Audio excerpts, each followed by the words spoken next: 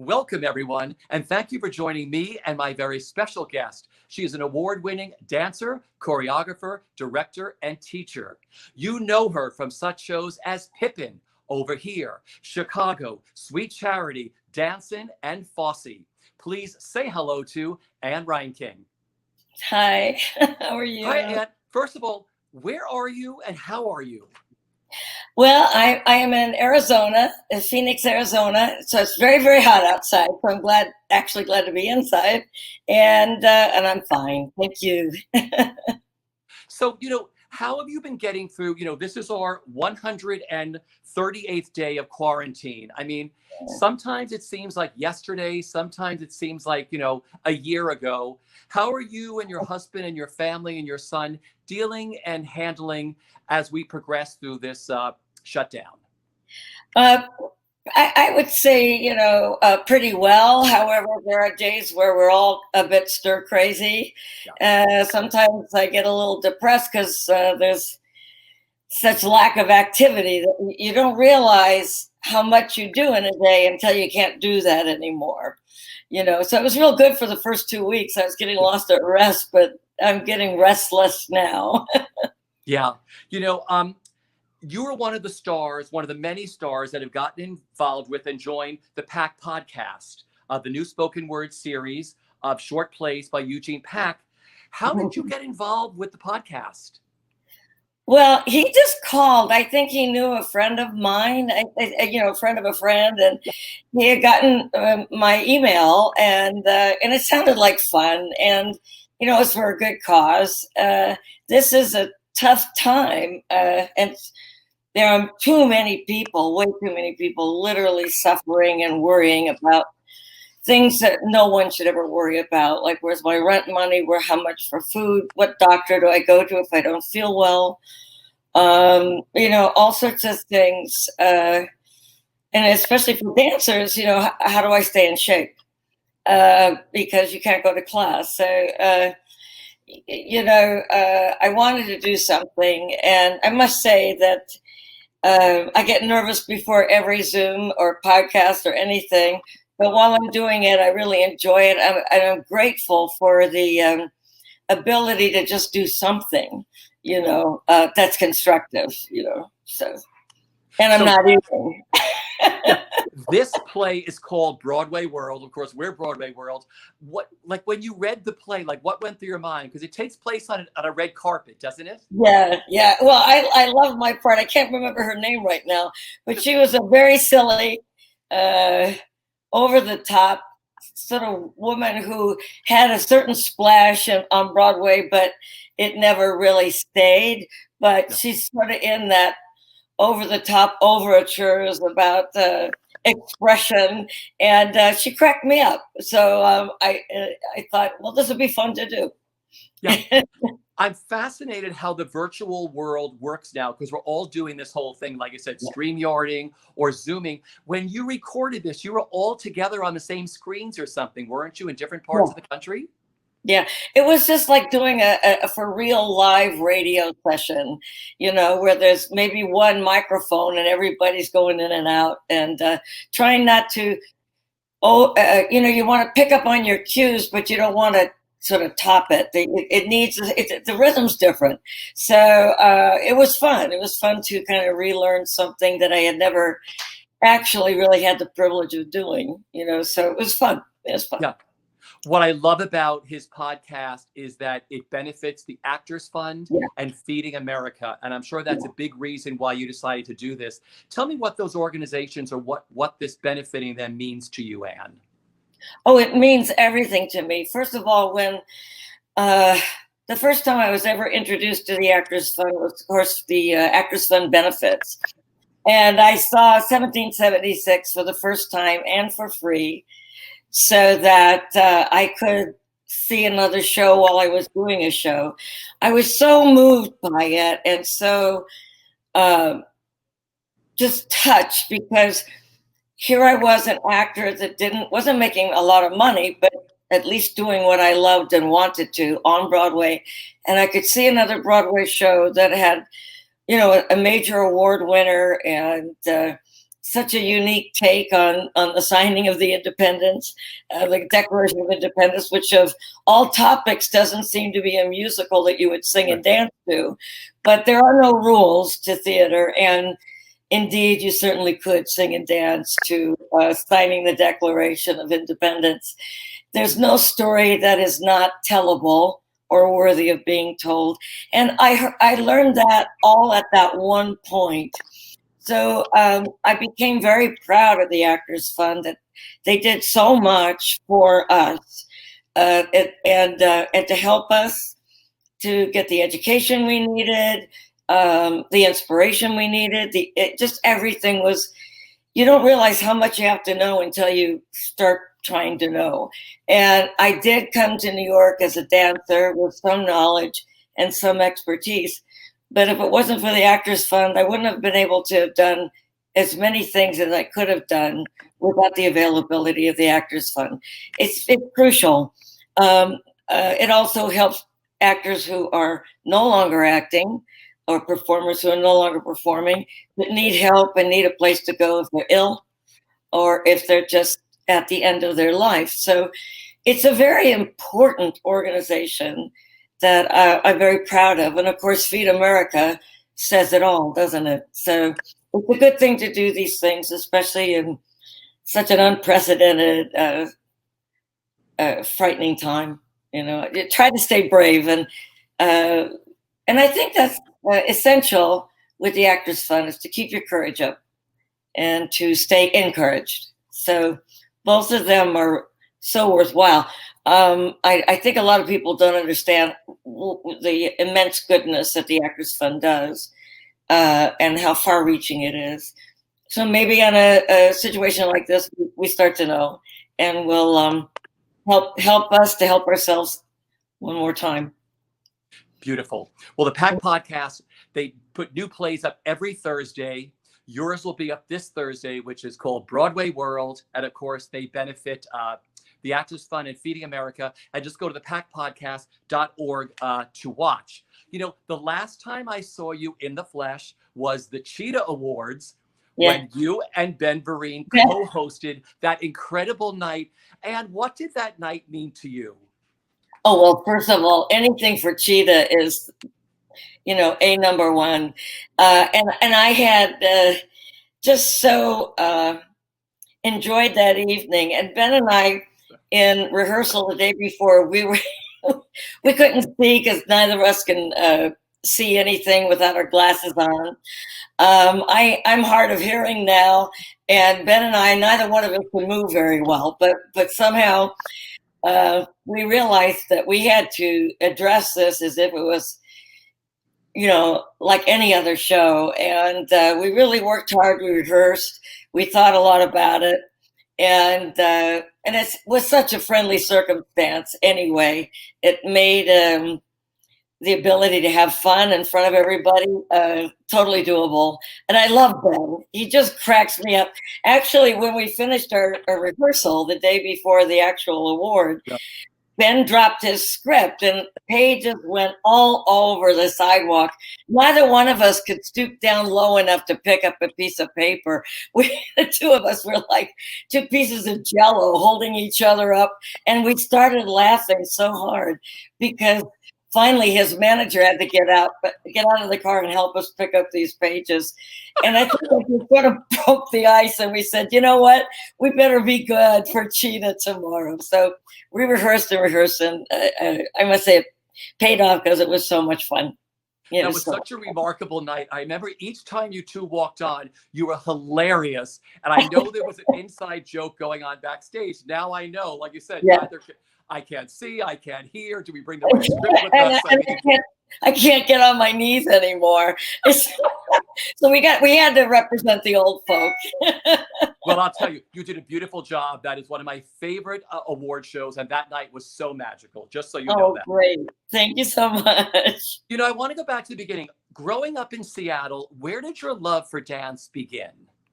In 6th grade at Enetai Elementary School, And Mrs. James, as an assignment, my teacher said that we had to do a talent show, and everybody had to do it. So you can either sing or recite a poem or whatever. And so I went and I wrote a little sketch for myself called Our Big World, and how many ways you could use a scarf. And it went all right. But what really was spectacular was Carla Sealander, who was a very precocious dancer and also getting scholarships at age 10 and 11 and 12. So she did the Sugar Plum Fairy variation from the Nutcracker. She brought her record player, plugged it in, put the record on, and she's got the crown and the pink tutu and the pink tights and the pink point shoes. She just looked so beautiful, and she put the needle on the record, and she did the entire variation. And I had never seen really good dancing like that. That's the first time I saw ballet done really well, and I fell in love. Absolutely fell in love. I had no other wish for my 11th birthday. That was it. So I sort of forced my parents' hands, and I said, you got to give me a ballet lesson. So I got one a week for a while. And they also gave me a ballet bar in my bedroom so that I could practice. So that's where it all started. It was an assignment.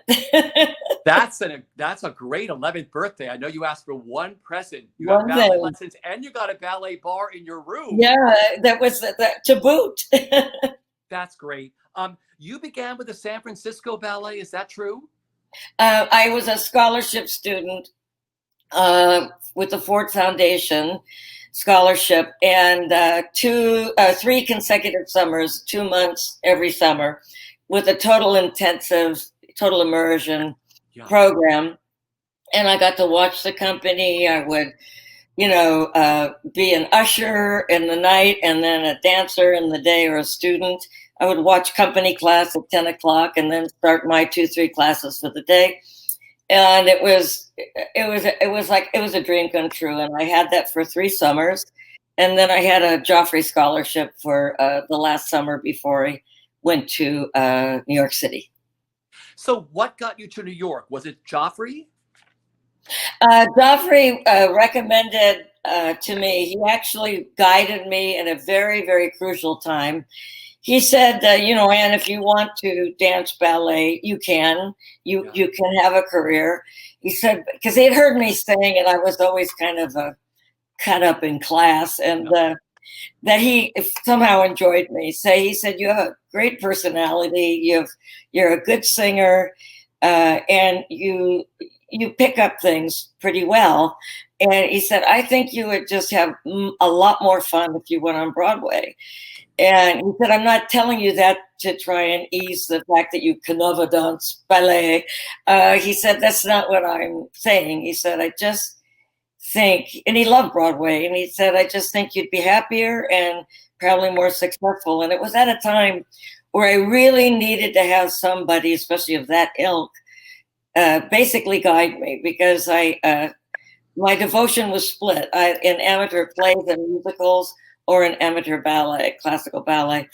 And I must say it helped me a lot, because it stopped me from being a bunhead and a bit of a dance snob. So, I was more eclectic, and therefore my life was happier. If we're lucky, we have a long life. So we're going to have to like quite a few things in order to get through this life.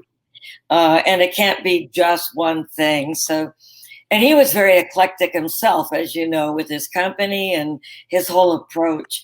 He gave Twyla Tharp her big break, and brought ballets from the 30s by Kurt Yost back into everyone's knowledge and repertoire. He really was a remarkable,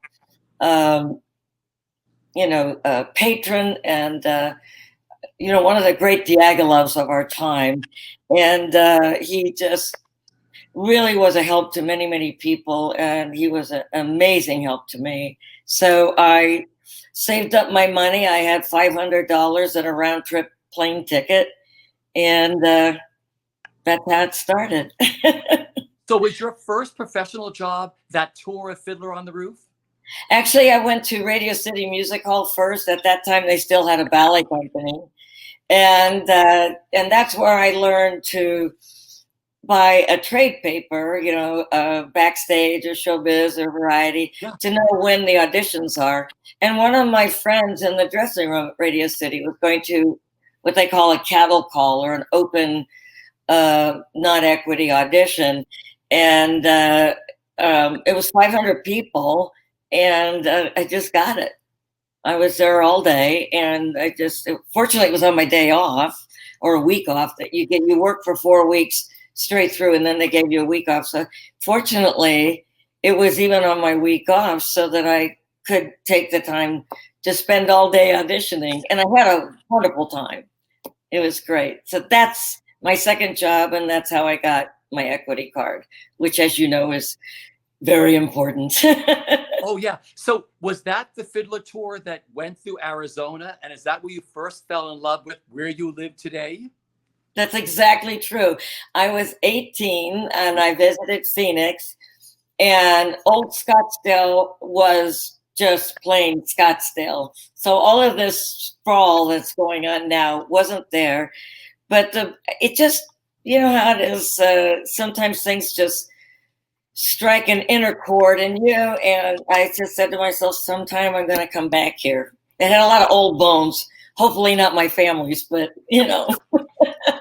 I think that's great, though, to like be on a tour and say, wow, I'm fascinated by this beautiful place. And you've been to so many places, and now you live in this beautiful place in Arizona. That's a great story. Oh, thank you. Thanks. I know it doesn't happen too often, but I'm very, very glad that it did.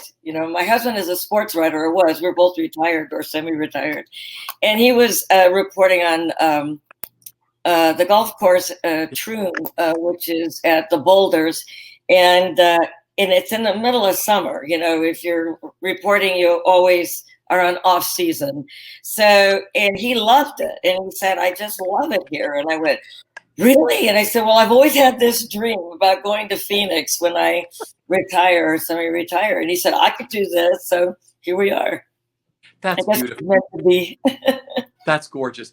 Many people were supposed to make their Broadway debuts this spring, and then the pandemic hit. And I hope that they all get to make it when the theater and Broadway and the New York theater scene comes back bigger and better than ever. But, Broadway debuts are magical. They only happen once. Yours was in Cabaret on Broadway. Do you remember your Broadway debut? How magical was that night for you, Ann? Oh, it was great. And I was working with the Hell Prince office. They're very loyal. And so when there was an opening, they called me because the closing notice was already up on the bulletin board, and it kept going down every Thursday. But I was rehearsing and learning the show it just kept going up and then coming down and going up and coming down. But I did 2 months on Broadway, and that led to the dance captain of Cabaret, whose name is Bonnie Walker. She liked me, and she was captain for Coco with Katharine Hepburn and choreographed by Michael Bennett. And she did me the favor of pointing me out. She said, that's all I can do. Then you're on your own, but you won't get lost in the crowd.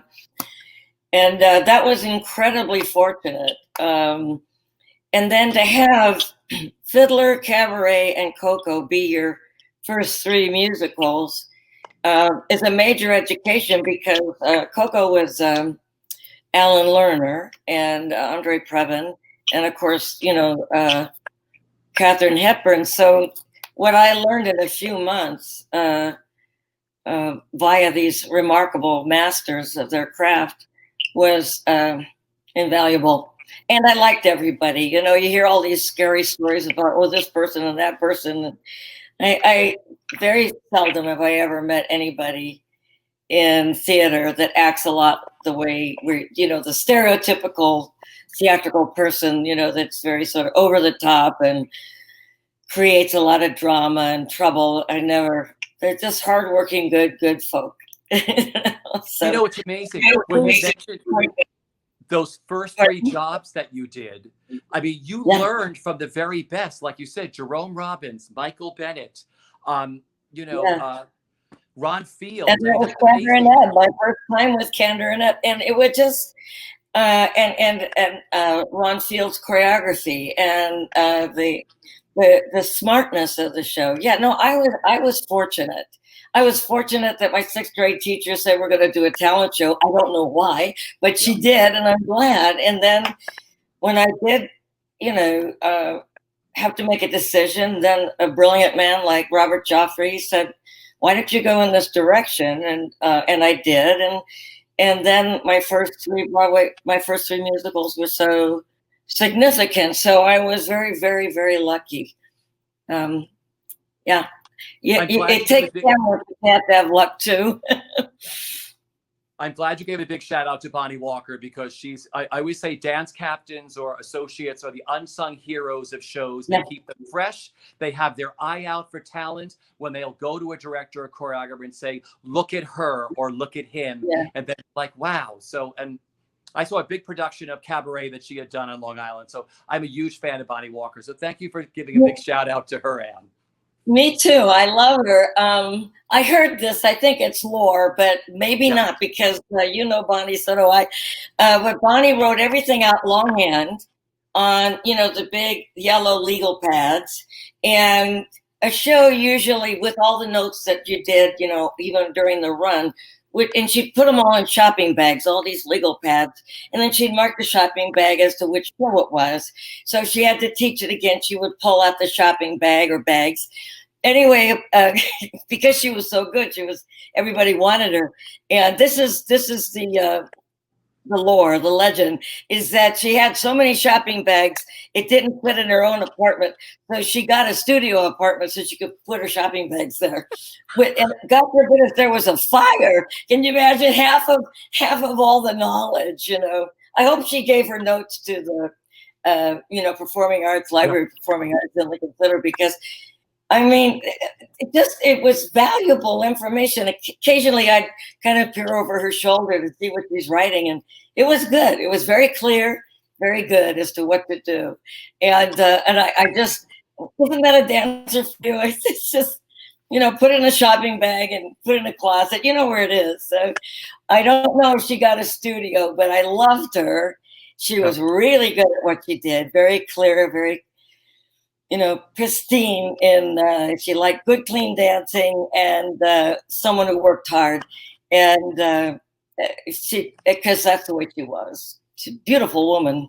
Yeah, I love that story. I got to find out what happened. I'll find out what happened to those shopping bags. That's fun. That's true. Yeah. Well, you know, and then you met the legendary Bob Fosse, for whom you became his protege and muse. And did you meet at the Pippin audition? Yes. Yeah.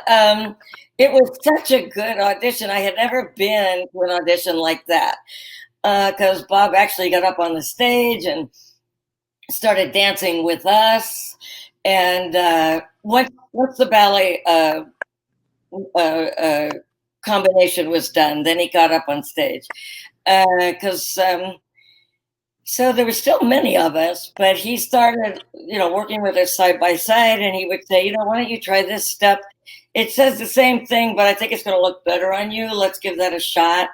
And he really was testing, you know, unbeknownst to me, you know, how well you take notes, how well you work, how well you follow along, how well you contribute, because with one of the combinations, our steps in isolation, that's where you move one, you know, piece of your body at that time, they were set. But we were also supposed to pantomime a balloon that we put up into the air and then caught, and, you know, and then switched hand to hand. And, you know, how were we going to do that with this very specific dancing? And he would help us along with that, you know, with the improv of the balloon.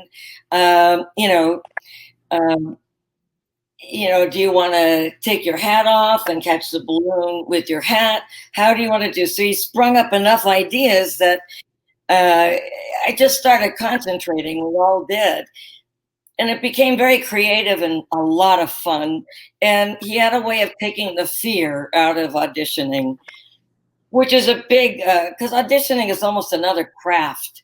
You know, you have 20 minutes to show somebody everything you own, and hopefully then some, and that they should hire you. So when he made it more like actual working, I did a lot better than I normally do auditioning.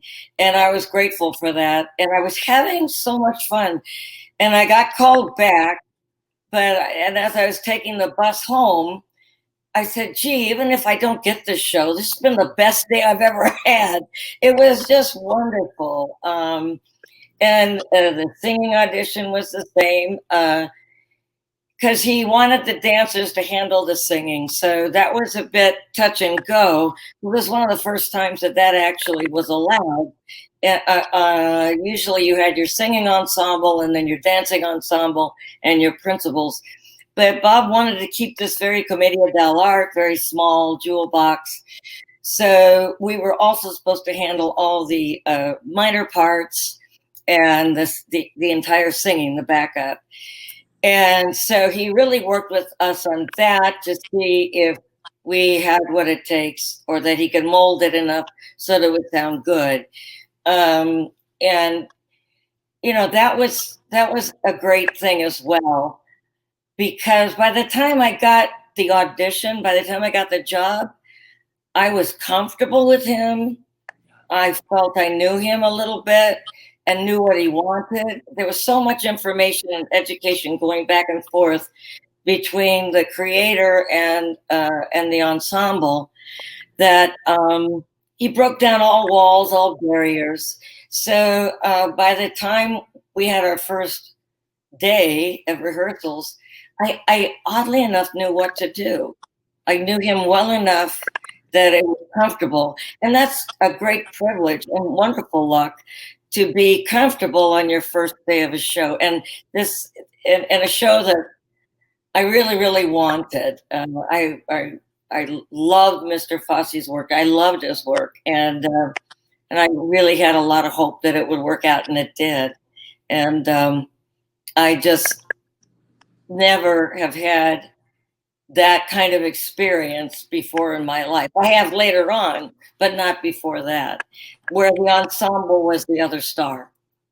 You know, they were equally as important as the principal. And I felt that value helped everybody grow. And of course, go ahead. I'm sorry. Did he ever tell you, maybe later in life, why he chose you that day? Did you ever ask him for Pippin? The one thing he offered was that he said, when I started working with you, Ann, he said you could do adagio, you could do fast, quick steps, you could do big jumps, you know, the big stuff, and that you were game. I was game, is what he said. You were just absolutely game for, you know, going for it, and not having any questions. And he said you leave a lot to faith sometimes, because I'm not the best person in rehearsal, but when I finally get it, then it's good. But that whole development part, you know, is a little dicey. He said, you require a lot of faith, he said, but you also create a tremendous amount of trust as you're working, as I worked with you. So that was a real compliment, because trust is so key to any form of creativity. You have to have faith, you have to have trust, and never judge. If you decide to take the job, then you shouldn't judge. It's your job to make it as good looking as you can, so that the choreographer can see, is it because it's not danced well, or is it because it needs more work? What does it need?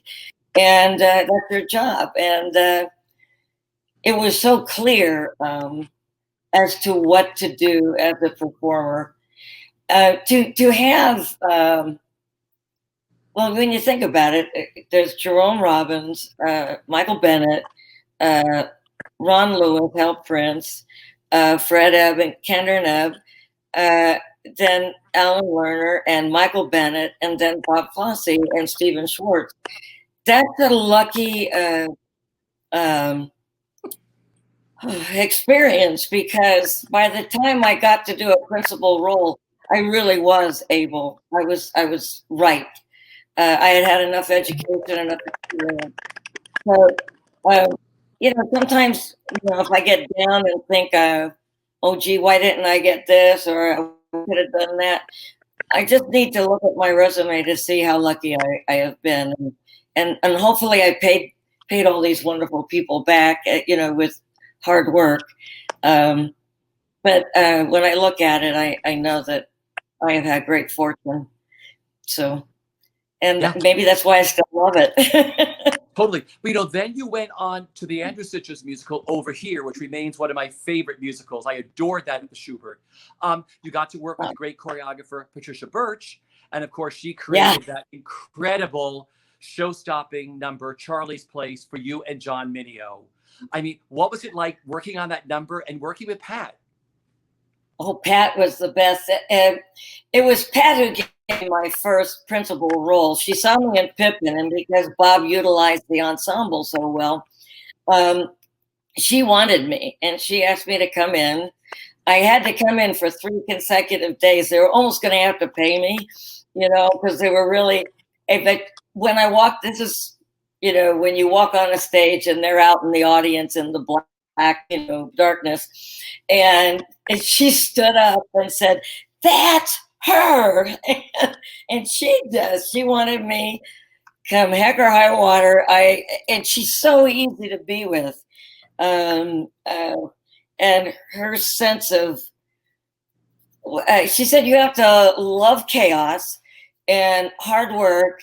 And there was one other motto she had, but you have to love chaos, which is true. There's a time where you just have to mold something out of, all this energy that's not put together yet. And every choreographer works differently. And Pat is very organic, which is, I think, one of the reasons why people who are not dancers specifically do so well under her guidance. Like the brilliant scene in Big, where they're at Schwartz, and it's Tom Hanks and I can't remember the other actor. He's Jack Warden. That's it. You sure? Anyway, somebody good like that, on the piano, the big piano that's on the floor, and the kids would step on it and it lights up and you try and make a melody, and they played chopsticks. And I said to myself, this is real charm. And once again, it was Patty. So to tell you, that's how relaxed you can get. So we just experimented every way possible to do a jitterbug, and each take on it, there was a couple of lifts or steps to take and put over on the side, because we're going to use those 2 steps eventually. And I'd never worked like that, to where you just sort of like, well, I was a part of it all with Bob, but you're really a part of it all with Patty. And it's sort of like, yeah, let's just do something fun, and let's see what happens. And out of all those different sessions came this really remarkable jitterbug and Johnny and I were the 2 really trained dancers, and everybody else moved well. Yeah. And could do anything, because they were young and wanted to do anything. And I met, Patty has a great eye. I met John Travolta, Mary Lou Henner, John Driver. There was another. Janie Sell. Some wonderful people that came out of Over Here. And I got to meet the Andrews sisters. And I got to take my dad out to dinner with Maxine Andrews. I thought my father was going to faint. Yeah. Because I forget that these were the rock stars of that era. And my dad just was, and they talked about the war and this and that. And I knew the Andrews sisters because my dad had all their records. So it was a really great time. It was fun. And Patty that show. Yeah, and then they did their little nightclub act at the end. The curtain would come down, and the curtain would go up, and the Andrews sisters would do 3 or 4 of their big numbers, and we were like, "Oh my gosh, this is incredible!" It's an extra show. It was a real pleasure, and I mean, these 2 women, the whole part of the theme of the show is that they're looking for a third singer, which turns out to be Janie Sell. And but their sound is so interesting.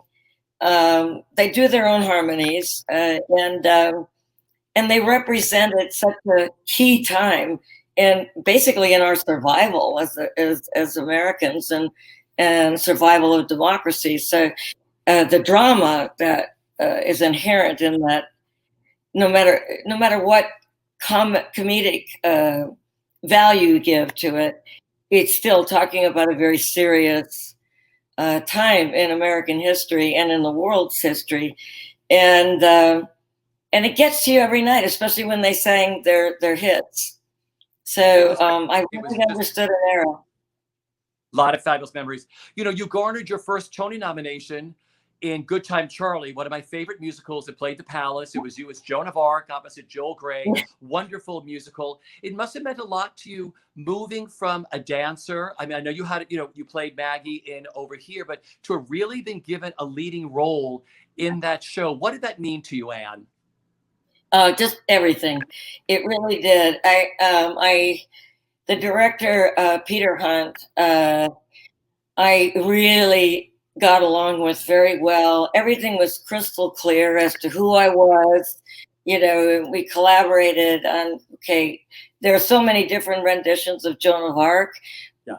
What do I want to bring to it as a character, as myself invested in this character? And then Dennis Nahat, the choreographer from American Ballet Theater, he choreographed this amazing war ballet for me, where I'm in armor. So there were some significant drawbacks for dancing because I'm in armor, but it worked and it was excellent.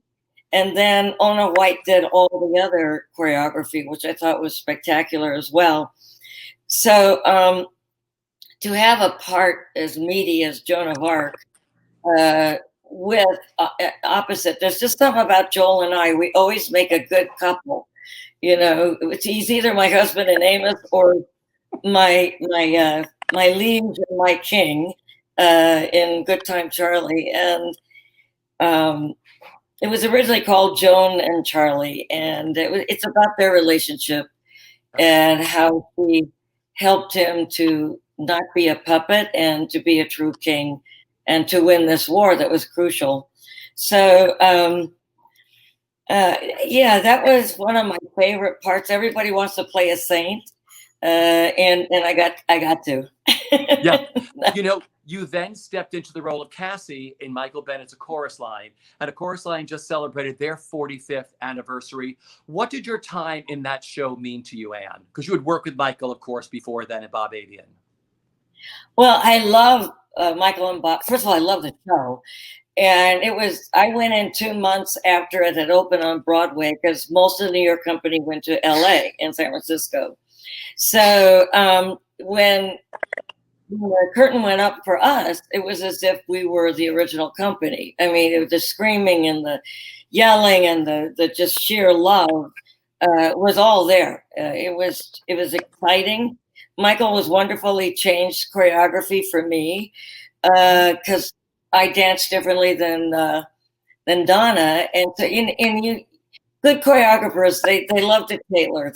It's their job to make you look good, and so Michael was very generous in giving me more jumps and more extensions. Whereas, let me tell you this, Donna was the one who first started to teach me the number for Cassie, and it's kind of a sort of a fake, sort of a glissade with a susu. This means nothing to you, but everything to a dancer. And then all of a sudden, this big layout with a big head snap. When she did it, my knees buckled. And I started to get a little tearful because I'm saying to myself, I don't think I'm going to be able to do this, this kind of thing. She was so strong and so good.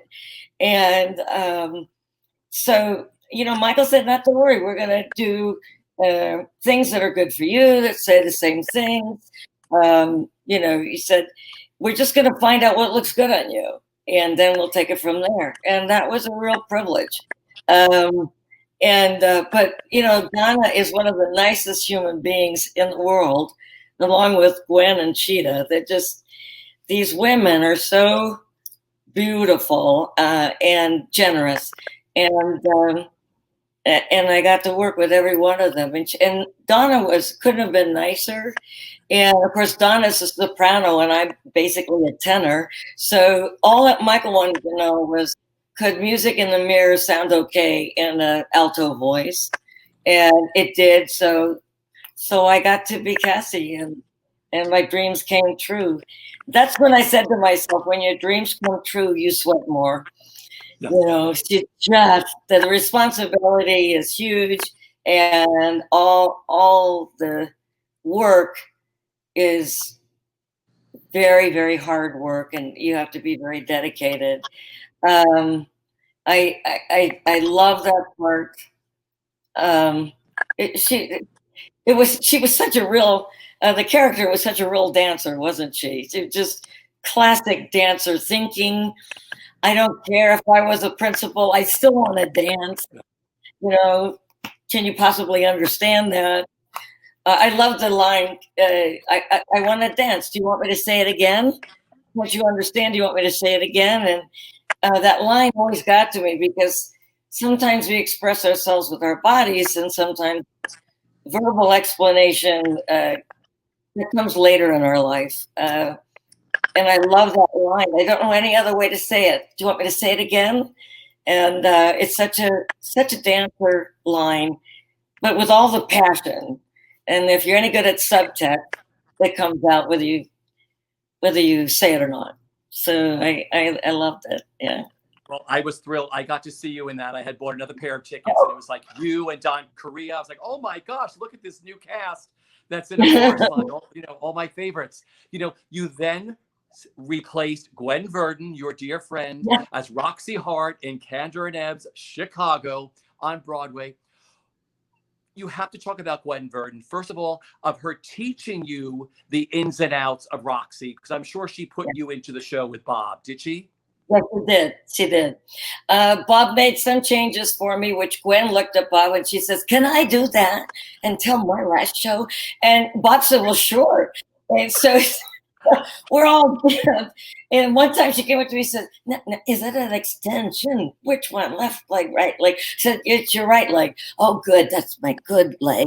And, so we were kind of, forming this new Roxy, during the monologue, new steps that she loved and she wanted to do, and steps that I loved that I was always dying to do, like the Joe Frisco and all of these wonderful, wonderful X's and O's, brilliant, eccentric steps that came out of vaudeville, that when Gwen danced them and Cheetah, they looked quirky but graceful at the same time. They had a lot of qualities. So I was dying to do that language. And then to have Gwen Gwen was really a champion, my champion. She liked me a lot, and she helped me a lot, and she was also my boss, because Gwen took care of all of Bob's shows. So she has been my boss for umpteen jillion years, and then she allowed me to do cabaret using the style of Bob Fosse, and the very last number, which is Hot Honey Rag. It says in small print right by the number, although it says in the style of Bob Fosse in big print, so that's good. Original choreography by Bob Fosse. And I asked her, could I do the original? And she said, which original? Mine, yours, Lenora's, Juliet's, and I said, oh, you're right. I said, the only one I can remember is mine. She said, oh, sure. So I think she appreciated that I insisted that it be, they didn't want to have staged by Ann Reinking, so it was choreographed by Ann Reinking. So then I insisted in the style of Bob Fosse, because Encore Series, their mission statement is to try and recreate in the spirit of the original creators. And so when we went on Broadway, I said, look, if you like the show and think it's going to work, you got to do it this way. And they were good. The directors were very good about it. But I said it has to be in the style of Bob Fosse. So when I got the Tony, I thanked Bob right then and there, because it really was his Tony. So, but I think Gwen appreciated my honesty, and she saw that I really understood Bob very well throughout the years. She's the one who got me the job to direct Fosse.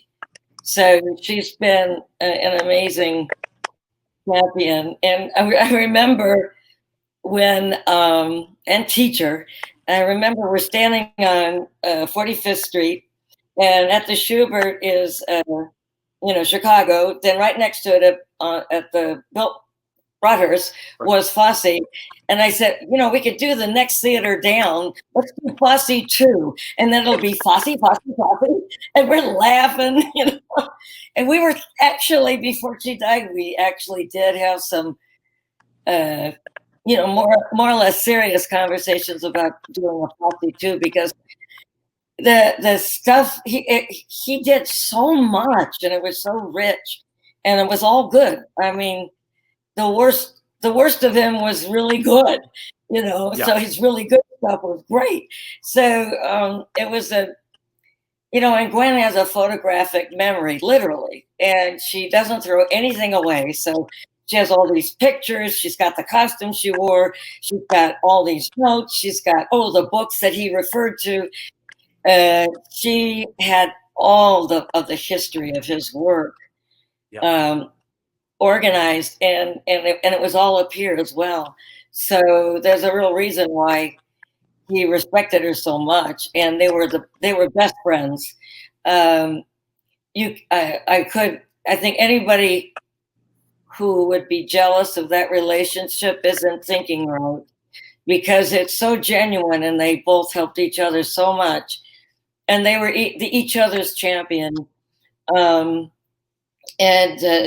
talk about privilege to see how they work and what they have done for each other, both as, people and their integrity, but also their genius. They really were brilliant. And I got to be a part of that. So, yeah, that's kind of nerve-wracking, isn't it? First, you take over for Donna McKechnie, that's nerve-wracking. And then you take over Gwen Verdon, and that's nerve-wracking. But both those women had a way of just being a great gal, and one calmed down quickly and realized that these people are exceptional and more than generous. Very true people. When you were talking about Chicago, you called it cabaret, but I know you meant that when you did it. I meant Chicago. It's all good, but it's all camera and ebb. It's a combination of everything. Yeah, it's all good stuff. Did you ever think? I mean, Chicago. I loved Chicago the first time around. Saw it like 4 times with Gwen, Cheetah, and Jerry. Saw Liza. Yeah. I saw you and Lenora. I mean, I loved that musical.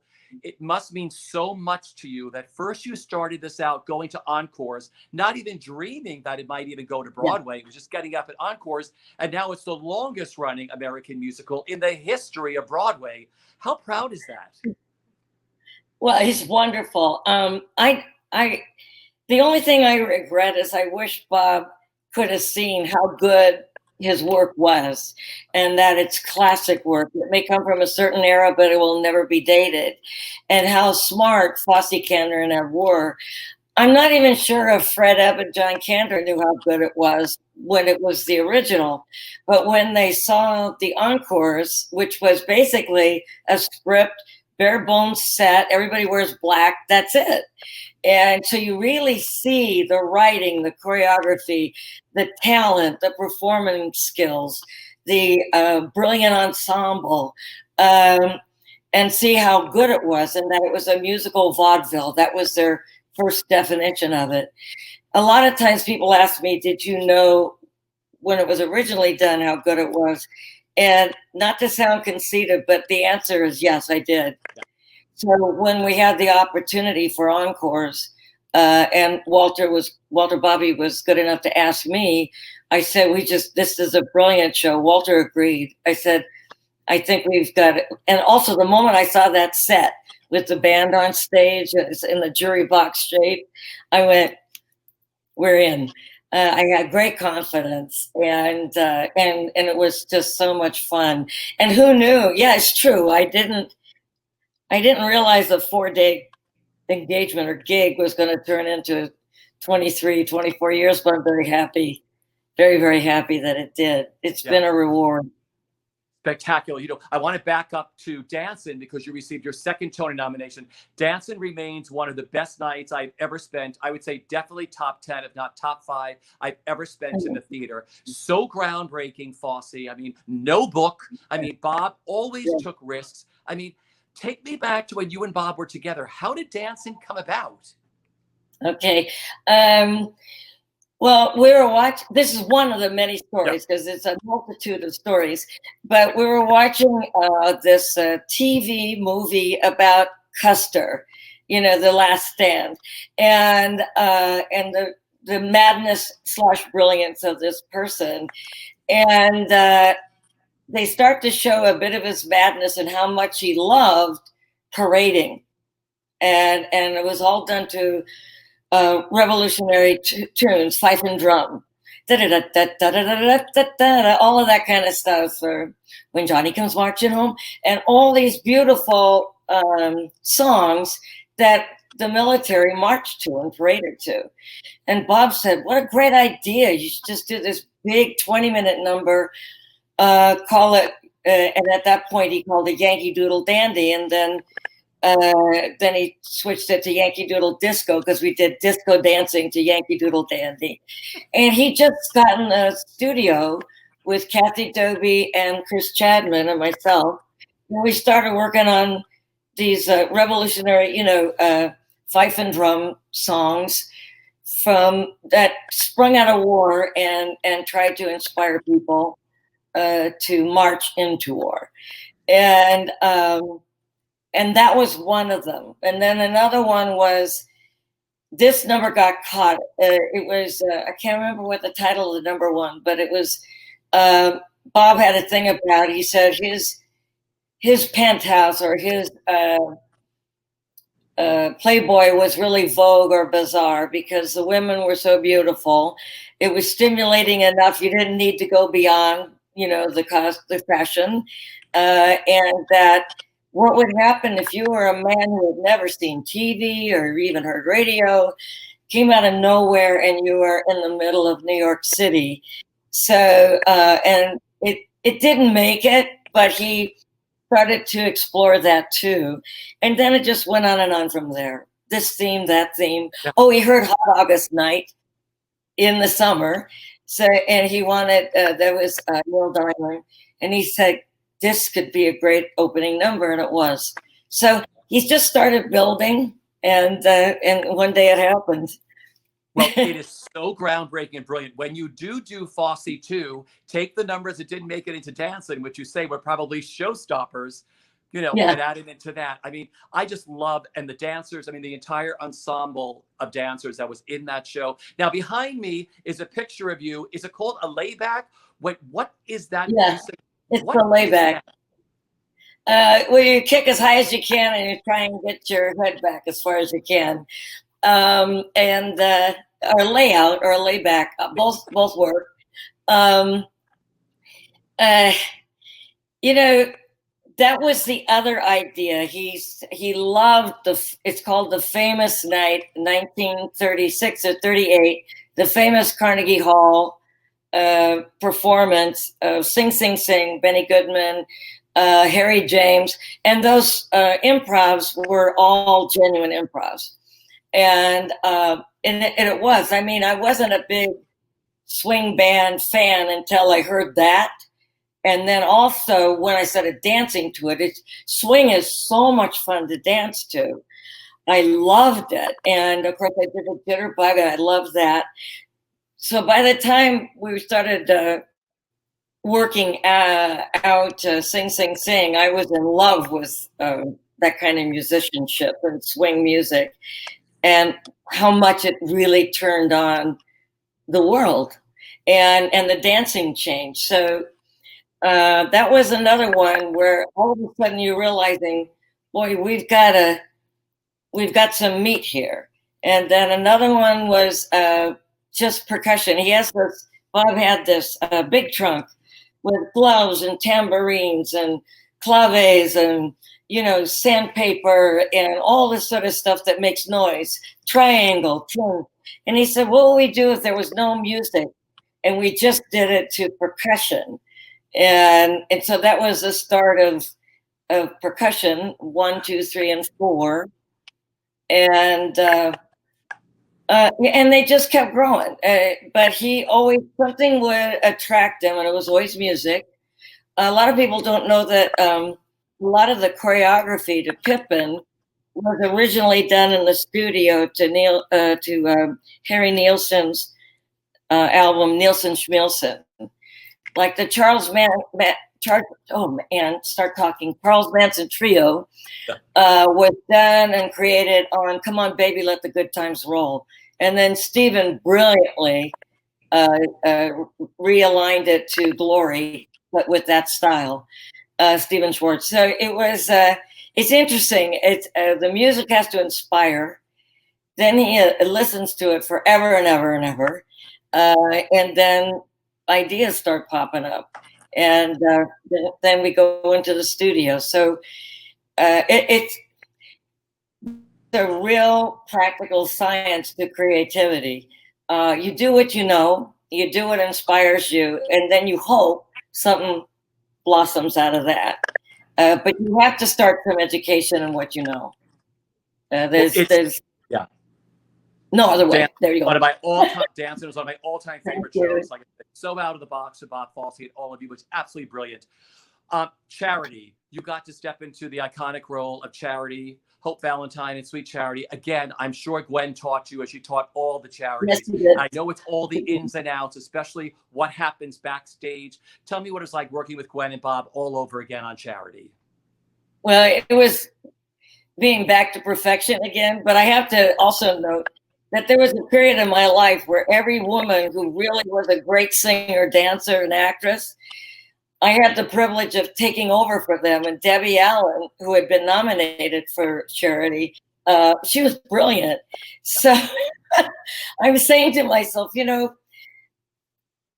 I've been so lucky because I study them, and every great dancer, something so much to offer. And in theater and in ballet in particular, the ballerina always passes on what they know. It's a hands-on craft. You can't really learn the soul and the pathos of it if you just see a video. So it has to be taught by someone who is in the know, and with that generosity that I think it's more inherent in dancers to pass on what you know rather than acting or singing. But it's such a physical craft, that an art form, that you just really need to see the body and hear the thinking. This is what I thought here. It may help you. I think dancers tend to be more generous because you do have to pass it on. And so the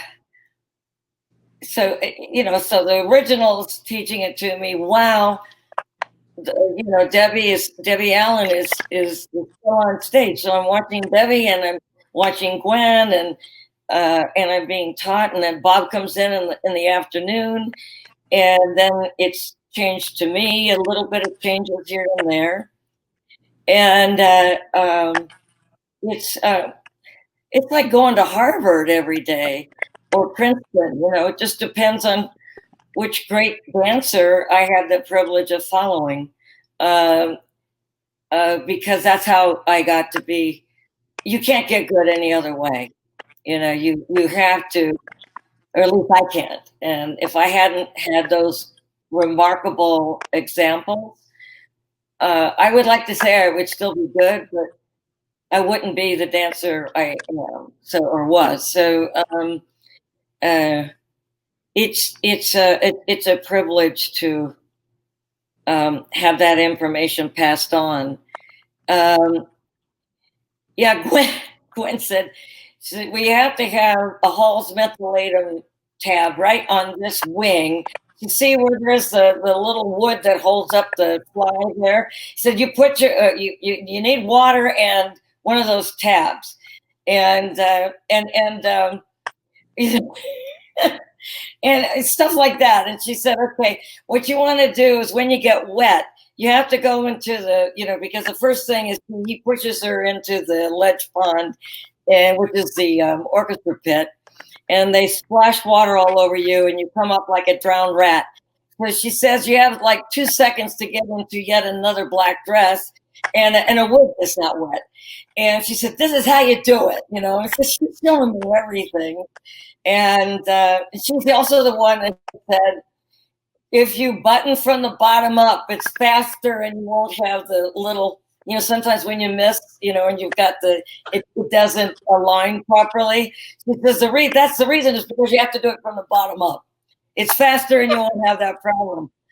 And, and then you put the granny boots, do one side back and forth and back and forth and back and forth, then do the other side back and forth and back and forth and back and forth, the thread, the shoelace. She said, don't do one, then pick up another, do another, then pick up the one and do another. She said, one side, then the other side, and how to tuck in my shoelaces so they won't come out.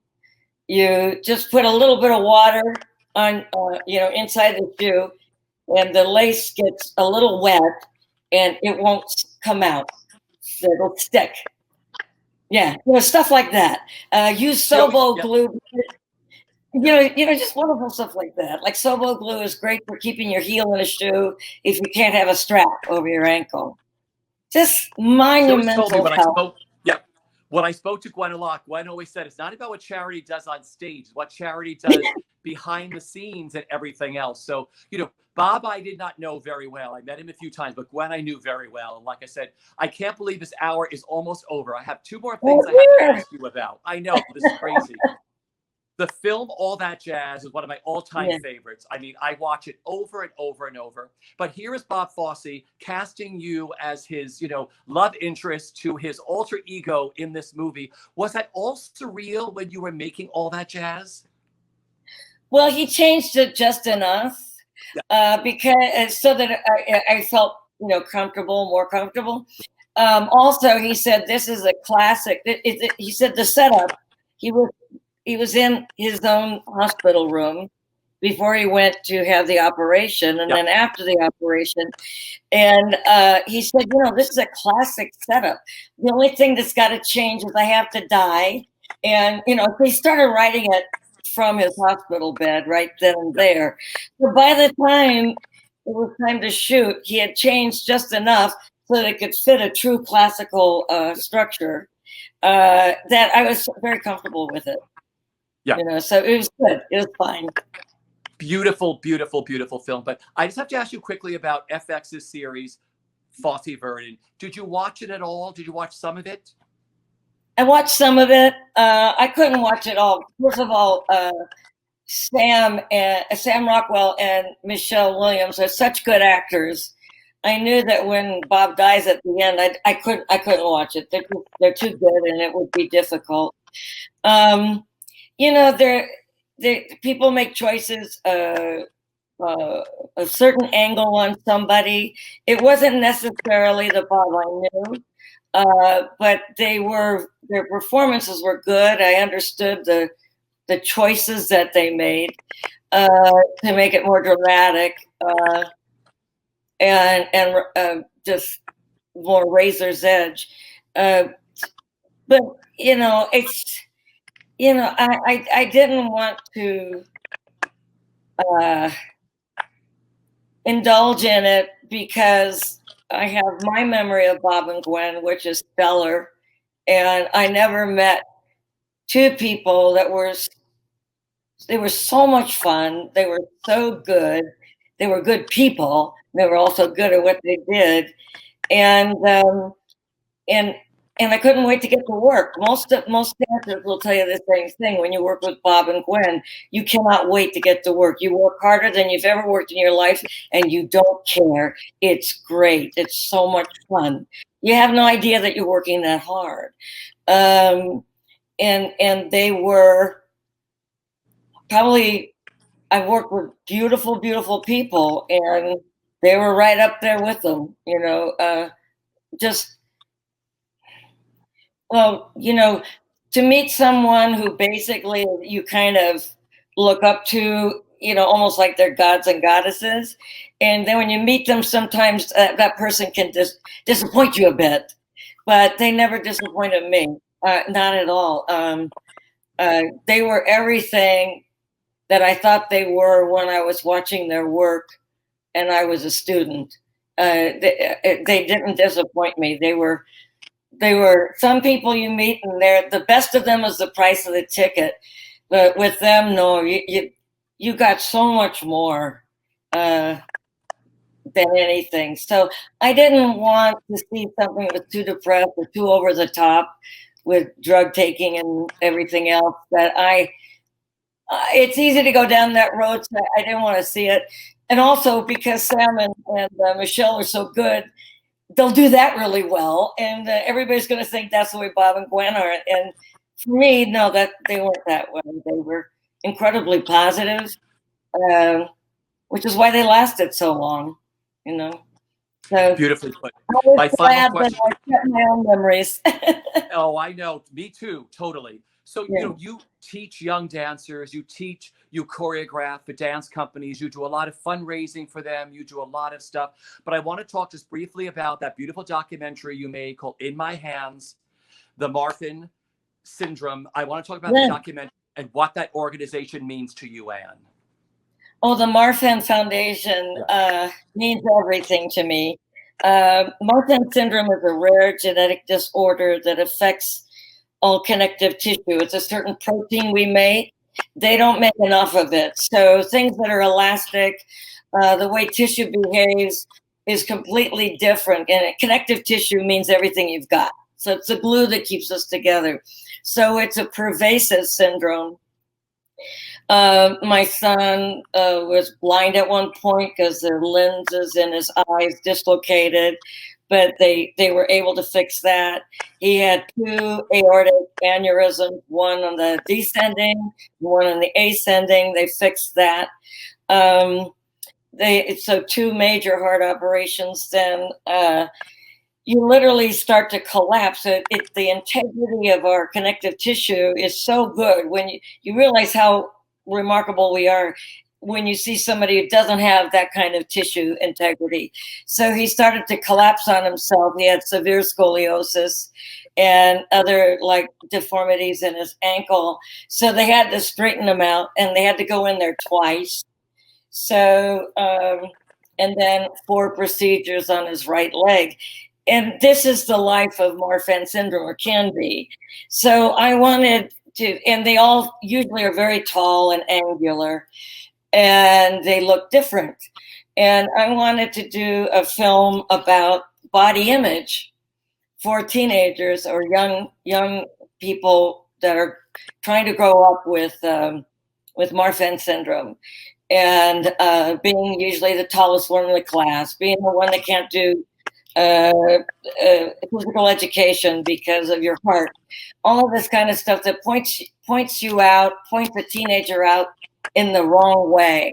So I wanted to choreograph a piece for them that used their elongated torso and trunk and legs and arms. I said to them, if you were a Giacometti or a Modigliani, you'd be worth millions of dollars. And I told him about Bob. I said, Bob literally was crooked. His legs were slightly, bowed and crooked, and he had one shoulder higher than the other, and basically he took his alleged things that held him back, and he choreographed around them. So he got all that turned in stuff, and broken leg, and broken doll, and all of this sort of busted look that became a very incredible style.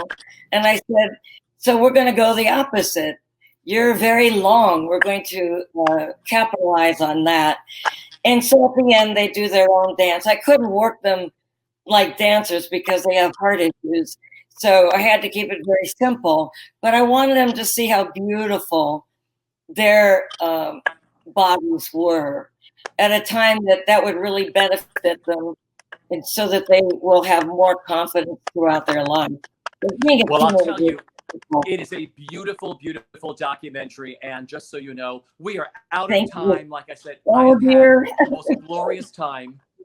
I had a great time with you. Thank you so much. Listen, everybody, tune in on Thursday night at thepackpodcast.org to listen to Ann Reinking's part of the play BroadwayWorld, and give money to the Actors Fund and the Marfin Foundation. And Ann, I will see you when we are back, bigger than better. We can all hug each other and everybody and everything like that. Everybody, stay safe. Thank you for joining me today. You too.